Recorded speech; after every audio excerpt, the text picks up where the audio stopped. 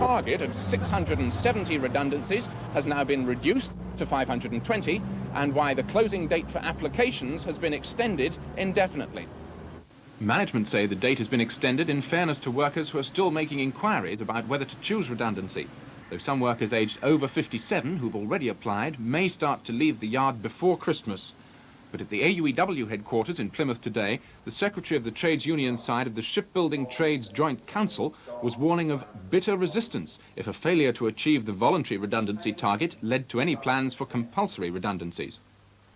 The proposed redundancies are part of the interim management measures, which are designed to smooth the path for agency management to be introduced into the dockyards. We have refused to talk about those interim management measures, and we have predicted that the management would not get its way, either with those measures or with the proposed redundancies. Our predictions have proved to be correct. Now, you're meeting shop stewards today to plan further non-cooperation within the yard. What form is that going to take? First, we will bar entry to any contractors trying to get into the yards. It's an outrage that they should try to visit the yards before a bill has even been debated in Parliament. In the parliamentary arena, we will bitterly resist the bill, line by line, clause by clause. Now, when the bill does come before Parliament again, you've suggested that MPs may be hoodwinked. What do you mean by that? Mr Heseltine now knows that if he was to say to Parliament next Monday, are you for or against handing over the dockyards to private contractors, that there would be a major backbench revolt. So what he's now saying is, look, let me take the yards out of the civil service into new companies that I will still control as the Secretary of State for Defence. Trust me, he says, we will only then proceed to hand the yards over to private contractors if I'm satisfied that the nation's defences would be protected. Well, that's a con.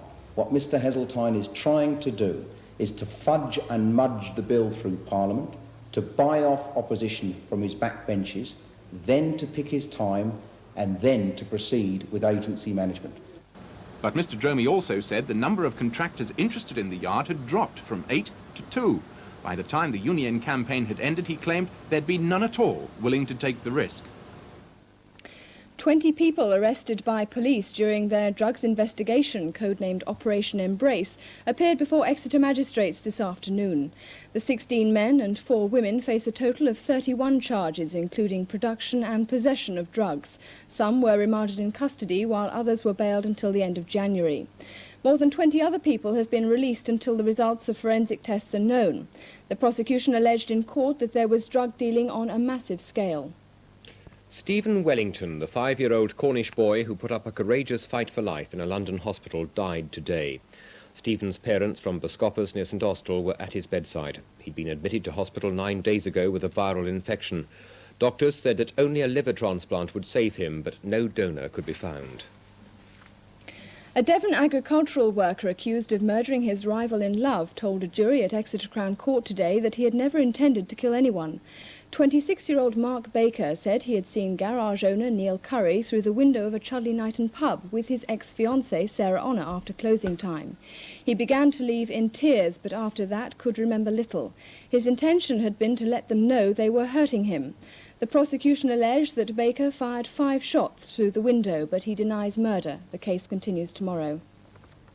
A palm tree set in an ice lolly has been chosen as the symbol for the 1986 Torbay English Riviera Guide. The design was kept carefully under wraps until its launch in the resort today. 200,000 guides bearing the logo will now go all over the world. Each copy cost almost £1 to print. An incident in which an RAF transport aircraft dropped a heavy wooden frame onto a ship carrying the Prime Minister off the Dorset coast has led to a Ministry of Defence inquiry. It happened in September while Mrs Thatcher was on the deck of Fort Austin, a Navy support ship off Portland Naval Base, watching a Royal Marines parachute display. A ministry spokesman said the frame should have landed in the sea. A ferry, which should soon be linking Devon with the Channel Islands, has arrived in Torquay. The vessel, which formerly operated in the Western Isles of Scotland, can carry 300 passengers and 30 cars. Now renamed Devonian 2, her new owners, Torbay Seaways, are still awaiting official approval to run the service. If all goes well, the island's link should start next Easter. Exeter University today announced it'll fight the government over plans to cut its budget. The university, facing a 10% reduction in spending power, has warned that less money will mean fewer jobs, poorer education and less research. The Association of University Teachers, considering strike action for the first time ever, today accused the government of throwing away the seed corn of the country's future. The week of action at Exeter, organised by the University Teaching Union, reflects the growing concern in the academic world about the government's proposed budget cuts. Exeter argues that another 10% cut from its budget over the next 5 years will take it to crisis point and will lead inevitably to cuts in jobs, education and research. The university has already lost 15% of its spending power since 1981. And for the first time in its history, the Association of University Teachers is balloting its members on strike action. They have an outstanding pay claim, and they say that reflects the government's failure to appreciate the needs of higher education. I think pay must be part of the crisis in education. Quite obviously, if you have a university which spends 75% of its funds on people's salaries, then quite obviously the salary levels are part of the whole system. If you don't pay people enough money, then you will not get the people, the best people, to stay within the system. How seriously, then, do you view the proposed cuts? I think they're as serious as anything that has ever hit the universities, and indeed the whole of the education service. We are being asked to do a job. We believe this job is very important for the future of our country, for the future of the people in our country. We can't do the job if we haven't got the right level of support. So it is a crisis situation. The union's campaign has the support of the whole university. At a news conference today, the Vice-Chancellor warned that 60 academic jobs could go, plus countless other technical and administrative posts, if the budget cuts go ahead. He said the government's expectations were unrealistic. I mean, we're not being faced with a declining resource and saying, well, continue to do your present job, and perhaps even saying, continue to do your present good job. They're saying, do more scientists and engineers, more continuing education, more contact with industry, but still we're going to give you less to do it. Students, too, have joined the university's administrators in voicing their anxieties about the future. Well, I study sociology, and one of my problems is that I think is going to be that there are going to be cuts in the library, and there won't be as many books as I'll need to complete my course. I don't think they're going to throw me out of the university and not let me finish my degree, but the library is one of the main areas that I'm worried about cuts. Well, for me, I'm a third-year social policy and administration student, and I'm in a very small faculty, and the faculty risks being shut down totally or amalgamated with sociology, and that'll mean losing a lot of the disciplines that I study. Can I ask you all very quickly, what do students do about it? I think students can lobby individual MPs, lobby Parliament and band together. We've got our meeting this afternoon, and I think you'll see that there will be a lot of students there who are voicing their absolute disgust at the government's plans. The Ian Botham Roadshow trekked on through mid-Devon today en route to Land's End from John O'Groats in aid of leukaemia research. So far, the Roadrunner Walk has raised more than £300,000, and Devonians went digging deep in their pockets as Ian and friends swept through towns and villages. Stage 31 of the 870-mile trek began at 8 o'clock this morning from Cadbury, west of Tiverton. And even at that hour, supporters were ready with large cheques to swell the Leukaemia Research Fund. Without fanfare, the roadshow was on its way, producing a perpetual traffic hold-up, which the fundraisers are ever ready to exploit. The first main town en route was Crediton, and the townsfolk were ready with a variety of gifts. Is this for Ian? Yes, this is for all the pleasure he's given me when I've been watching him play cricket. And I think he deserves every penny he can get on this leukaemia run. Do you think that's going to help him? If he doesn't want to drink it, he can put it on his feet. Got something else up there as well, haven't you? Yes, I'll show you what I've got up there. Look, I've been around to several people in the town that I know. Cheque for £75. It's terrific. Veterans of royal visits commented on the similarity, and certainly while there is something regal about the big man's progress, there is too that same overwhelming feeling of goodwill. Indeed, the reception in Crediton typified the response nationwide. All the way, everywhere we've gone, it's been absolutely magnificent. All the way down from Scotland, right the way through England, etc., and I'm sure it'll continue now through Devon and Cornwall. Now, the money's been pouring in, but I gather you're not altogether impressed with big business's contribution. The money that we've been seeing has been very much from the ordinary people. The generosity of the British public has been absolutely magnificent. There's no other word I can use for it. Everyone that's walked on this walk will tell you the same. They've come out in their hundreds, thousands, and they've given, you know, we've had old age pensioners come up and give us a £1 note, and I had one old dear who was in tears, said, I can't afford to give you any more. And, you know, I almost felt like giving it back. It was absolutely magnificent, the generosity, and it's just a little bit sickening from my point of view that, and the walkers, that all the British companies were quick to support Bob Geldof and Ethiopia, which I think is tremendous. It's great. But you can't tell me that the British companies can't make some donations or do a sponsorship deal with us, even if it's just for the last 4 or 5 days. We've only got a couple more days now before Land's End. Looking forward to it? Yeah, well, I think my body is, yeah. Throughout the trek, Ian has been joined by different supporters on every stage, and one of those walking today was Totnes schoolteacher Philip Betts, a former leukemia sufferer for whom joining the walk had a special meaning. It does, yes. Yes, certainly. When I was undergoing my chemotherapy treatment in August, or in fact July, the first lot, I didn't think the day would be when I'll be walking along the road like this. And it's certainly a great thrill for me to join in this walk with Ian Botham and hopefully raise some money towards the Leukemia Research Fund.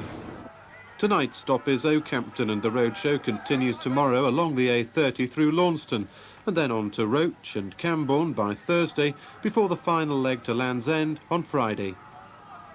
A really wonderful effort by Ian Botham. And talking about wonderful efforts for fundraising, Craig Rich is still at it, although he's too lazy to walk. Tonight he's doing the weather forecast on roller skates, all in aid of children in need. That's right. Mr. Eagles of the Roller Arena phoned up very late on Friday night, just as we were going off air, and said, £50 if I'll do the weather forecast on Monday on roller skates. But you were supposed to roll in there, not just sort of plod in. I'm on roller skates, but I'm not sure whether I'm going to be able to do the weather forecast. Shall I have a go? Shall I give you a shove afterwards? Yes. That's it. I'm taller tonight, for those of you who think that I really am short. But anyway, as far as the weather's concerned, must be serious about that. We've got a ridge of high pressure over the British Isles. That will gradually recede northwards, allowing a more northerly airstream to become established for a time. That is, so if we look at tonight, first of all, there will be some breaks in the clouds, and where we get the breaks, temperatures will drop to about -2 degrees Celsius, that's 28 degrees Fahrenheit, so a touch of ground frost, and that could happen almost anywhere. So a fairly nippy night down there at the South Devon Technical College, where the students, in fact, have got their gastronauts evening on. That's the catering students. The winds north to northeast force 2 to 4, the visibility good. The islands, though, much milder. I managed to push that round without falling over. And we come on to tomorrow, then it's going to be a mainly dry day with sunny periods, although late in the day we could well get the odd shower in the far west, the Isles of Scilly and West Cornwall, because of that sea track. The wind's going more northerly and bringing the moisture off the sea there. The winds again between force 2 to 4, but a fairly nippy day. The maximum's only 6 degrees Celsius, 43 degrees Fahrenheit, so nippy. Oh, nearly went down there at St. Peter's Church, in fact, the Jubilee Hall in Mevagissey, where they've got the coffee morning. Good visibility, though. Let's have a look at the times of high water. Tomorrow, St. Mary's, 3:47 and 3:59. Plymouth, at 1:05 in the morning and 5:02 in the afternoon. So that just leaves us with the outlook then and our pictures tonight. One of them sent in for the competition. 9-year-old Emma Rollison of Gunnersley. Little change, sunny intervals and mainly dry. Well done, Craig. Well, I'm sure the talking point for many people this weekend was the incredible response to this year's Children in Need appeal. Once again, an amazing amount of money was raised, and all thanks to you, of course. At the Plymouth studios, we had a marvellous time with a super atmosphere, and our thanks to the many people who turned up on a very cold November evening to pledge their support too. So let's now take a look at some of the highlights from Friday night. Good evening. Welcome to the car park here at the BBC in Plymouth.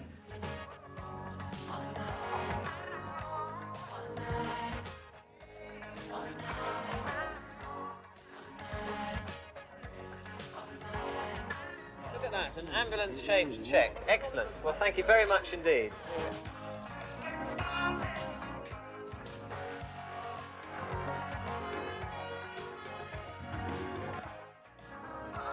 Oh, my gosh!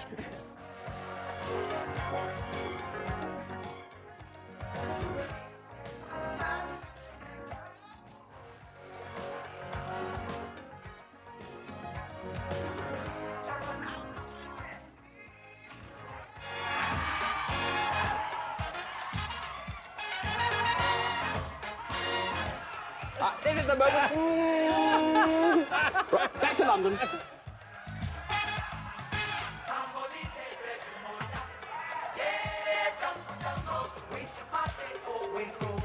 With a flash, flash here, and a flash, flash there. Here, flash, there, flash, everywhere, flash, flash.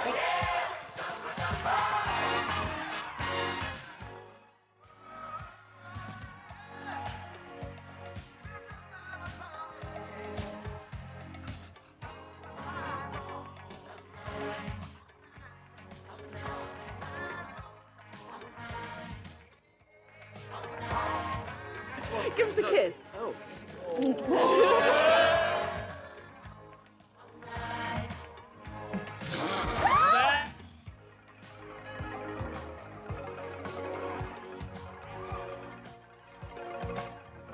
What a splendid night it was. In round figures, the grand total for the night was £138,100, which is almost double the record we set last year. Now, if we can break those figures down, it was £50,000 from BBC Television South West, £36,000 from Radio Devon, £31,500 from Radio Cornwall, £12,600 from Radio Guernsey, and £8,000 from Radio Jersey.